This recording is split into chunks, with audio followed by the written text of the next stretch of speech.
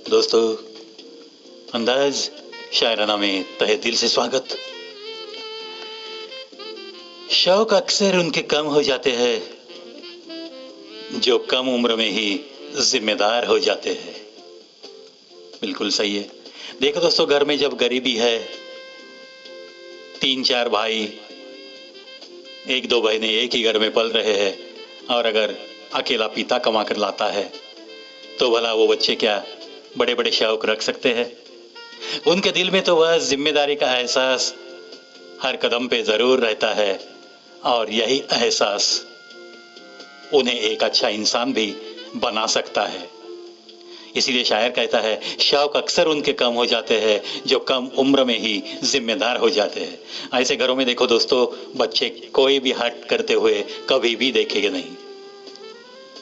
बस एक आसान जिंदगी, शांत जिंदगी, बिना कोई हट किए हुए, अपनी जो परिस्थिति है, अपने पिता की जो परिस्थिति है, हमारी माँ जो हमें कुछ बना के खिला रही है, उसके लिए वो जो कुछ भी त्याग कर रहे हैं, उसका एहसास दिल में जतन करते हुए कुछ बच्चों की उम्र न जाने कब कैसे बढ़ जाती है, उनको पता भी नहीं चलता, और एक जिम्मेदारी के एहसास के साथ वो बस बड़े होते हैं। और अक्सर ऐसे बच्चों को जिंदगी में अगर बहुत सारी दौलत भी आ जाए तो भी उनके शौक कभी बढ़ते नहीं दोस्तों।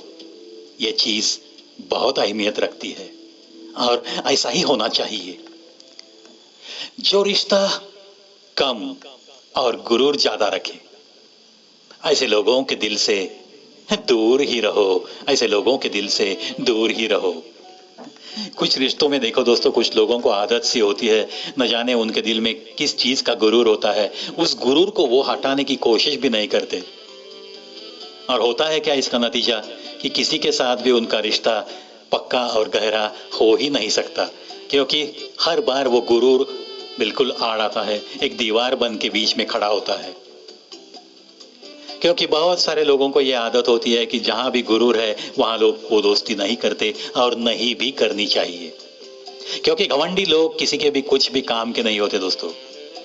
जो रिश्ता कम और गुरूर ज्यादा रखे, ऐसे लोगों के दिल से दूर ही रहो। बहुत अच्छी सलाह। जाते ही शमशान में मिट गई सब लकीर, पास पास जल रहे थे राजा और फकीर, राजा और फकीर। दोस्तों याद करो, किसी को बड़े प्यार से कंधा देते हुए शमशान तक अगर आप गए होंगे, जरूर हर किसी पे ऐसे प्रसंग तो आते ही है। और जो भी इंसान इंसानियत से रहने की कोशिश में रहता है, उसे तो बहुत जगहों पे ऐसा जाना ही पड़ता है, और वो जाते ही रहता है। मैं भी तो उन लोगों में से एक हूं, और मैंने ये नज़ारा बहुत बार देखा है। शमशान में कब किसकी अंतिम यात्रा एक ही वक्त पे पहुंच जाए, ये तो किसी को भी पता नहीं। तो इसमें कोई राजा की अंतिम यात्रा भी हो सकती है, यानी कि शहर के सबसे अमीर इंसान की भी, और किसी फकीर की भी, किसी गरीब की भी, किसी दरिद्रता में जिंदगी गुजारे हुए किसी इंसान की भी अंतिम यात्रा उसी वक्त शमशान में पहुंच सकती है। और चिताएं जब आसपास हो, जलाने की जो जगह होती है शमशान में, वैसे तो बहुत कम होती है ना जगह। आजकल जो विद्युत दाहिनी कहते हैं वो जमाना है, लेकिन जिस जमाने में चिताएं जलती थी, आज भी बहुत सारे गांवों में चिताओं पे ही अंतिम संस्कार होते हैं। तो चिताएं तो पास पास भी रची जाती है। तब तो सारी लकीरें मिटती है ना, कि कौन राजा है कौन रंक है, ये कौन देखता है। भले जो भी 1-7-8 फीट का अंतर होता है दो चिताओं में, उतना ही अंतर रख के पास पास दो चिताएं जल सकती है, एक राजा की और दूसरे रंक की। इसीलिए ये शायर कहता है, जाते ही शमशान में मिट गई सब लकीर, पास पास जल रहे थे राजा और फकीर, राजा और फकीर। चलो मर जाते हैं तुम पर, लेकिन ये बताओ दफन बाहों में करोगे या सीने में?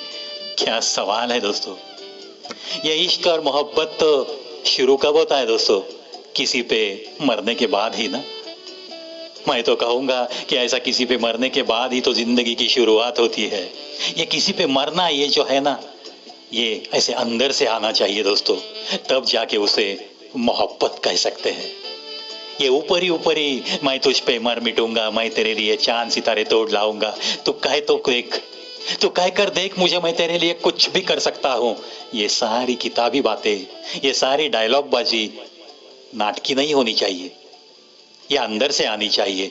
तब जाके वहां सच्चा प्यार और सच्ची मोहब्बत मिलने की बहुत सारी संभावना आपको दिखेगी। चलो मर जाते हैं तुम पर, लेकिन ये बताओ दफन बाहों में करोगे या सीने में? बहुत अच्छा सवाल। इस सवाल का जवाब अगर आपके दिल में सच्चाई है तो जरूर वो कहेगी, आ जाओ मेरी बाहों में, रखूंगी मैं तुम्हें ही, तुम्हारी ही तस्वीर को छिपा कर मेरे दिल में, छिपा कर मेरे सीने में। ये बातें होती है दोस्तों। चलो आशा करता हूँ मेरे सारे युवा चाहने वाले जो है, जो कि मोहब्बत और प्यार की तलाश में रहते हैं, उन्हें एक सच्ची मोहब्बत का अर्थ बिल्कुल समझ में आए और ऐसी ही सच्ची मोहब्बत उन्हें नसीब से मिल जाए। इसी प्रार्थना के साथ आज के लिए अलविदा दोस्तों।